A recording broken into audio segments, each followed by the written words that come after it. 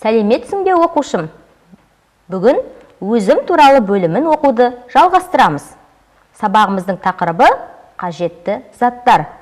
Дүниетану оқулығының 10-11 бетіндегі тақырып. Осы сабақта тұтыну заттарына деген өз қажеттіліктерінің құрылымын, олардың қайдан келетінін анықтауды білетін боласың. Сабақ барысында түрлі рөлдерге еніп, желкенді қайыққа мініп, 3 арал орналасқан саяхатқа да шыға аласың. Кел ендеше, өткен сабағымызды еске түсірейік. Экрандағы оқушылардың суреттері ілінген галереяға назар аударайық. Біз қандаймыз? Жарайсың, әр қайсымыз әр түрліміз. Бірге жүрген көңілді. Себебі әр оқушының өз ұнататын ісі бар. Қанекей, қажетті заттар теңізіне саяхатқа шығайық. Көздеріңді жұмып, қайықпен тыныш теңіз бетінде жүзіп келе жатқандарыңды елестетіңдер.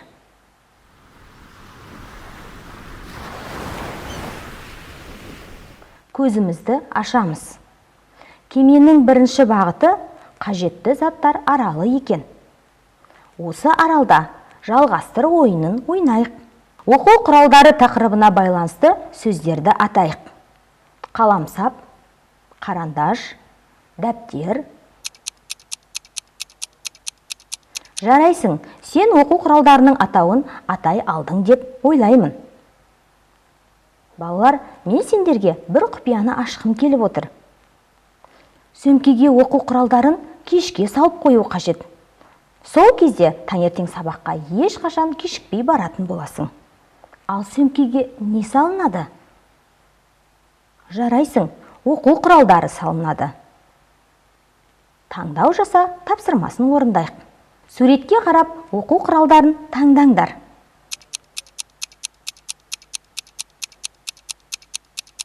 Жарайсың, оқу құралдарына оқулық, дәптер, қарындаштар, қаламсауыт, қаламсап, сызғыш, акварель бояуы және өшіргіш жатады. Оқушы құралдары оқушы балалары бар әр отбасының қажеттілігі. Көптеген оқу құралдарын бір мақсатта қолданады. Дәптер мен қағазға жазады. Қалам, қаламсап пен маркерлерді жазу, сурет салу және сызу үшін қолданады. Өшіргішпен, қарандашпен жазылған жазуларды өшіреді. Оқу құралдарының кейбіреуін бір рет, ал кейбіреуін бірнеше рет пайдалануға болады. Ал кеттік, саяхатымызды жалғастырамыз. Кеме ойындар аралына тез жүзіп жетті. Ойындар аралындағы картаға назар аударайық. Әрбір адамның өзінің атқаратын ісі болады. Балалар немен айналысып жатыр? Жарайсыңдар, кітап оқып, сурет салып, спортпен шұғылданып, музыкамен айналысып, табиғат мүйісінде ойнап жүр. Ал сен немен айналысқанды ұнатасың? Бейнематериалға назар аударайық.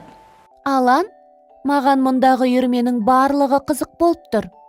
Барлығын үйренгім келет. Өте жақсы, Дана.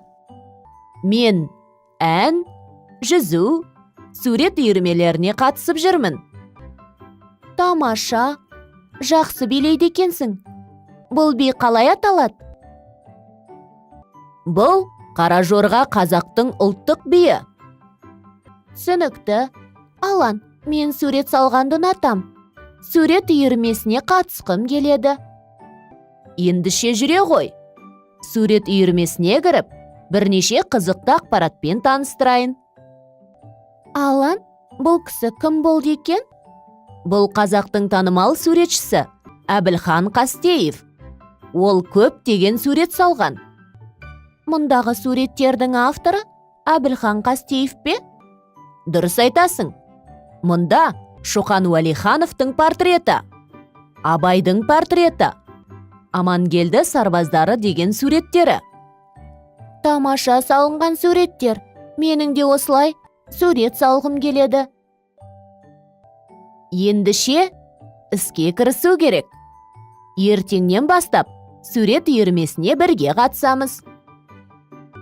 Әркімнің өз ұнататын ісі болады.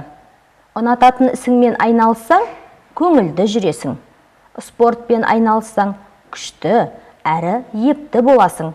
Кітапты көп оқысаң, білімді боласың. Қане, біліміңді тексеріп көрейік. Сен білесің бе, тапсырмасын орындаймыз. Парта, терезе, қаламсап, қағаз неден жасалады?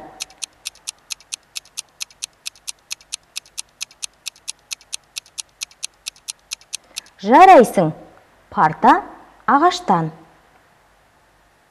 терезе шыныдан, қаламсап пластмассадан, қағаз ағаш сүрегінен жасалады. Саяхатымызды жалғастырамыз. Кеме мерекелер аралына да келіп жетіпті. Отбасыңда мерекелерді қалай өткізесіңдер? Мереке ұзақ есте сақталу үшін не істеуге болады? Жарайсың. Мүмкін табиғат аясына шығасың. Саябақта демаласың.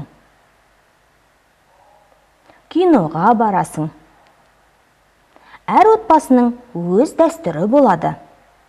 Ал сенің отбасыңда қандай дәстүрлер сақталған? Қанеки, айта ғой. Жарайсың. Достым, осымен қажетті заттар теңізіне саяхатымыз аяқталды. Бірақ теңізшілеріміз мектепте өз ісін ұнататын істерін жалғастыра беретін болады. Маған ұнайтын заттар тақырыбы бойынша өзіңе ұнайтын заттың суретін сал. Және мектепке қажетті заттарды анықтап, оларды қажеттіліктеріне қарай сұрыптап, ұяшықтағы сандарға сәйкестендір. Өзіңнің орындаған тапсырмаңды ата-анаңа, отбасы мүшелеріне көрсет. Сонымен оқушым, біздің бүгінгі сабағымыз соңына да таяп қалды. Келесі кездескенше сау болыңыздар.